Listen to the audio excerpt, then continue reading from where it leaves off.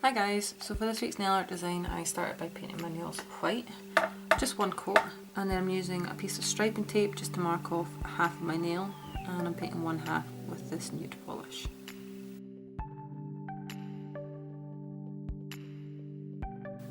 Next, on the white side, we're going to do some marbling with black and white.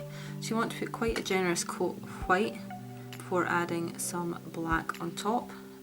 And if you get too much of the one colour for your marbling, just add a little bit of the other to correct it.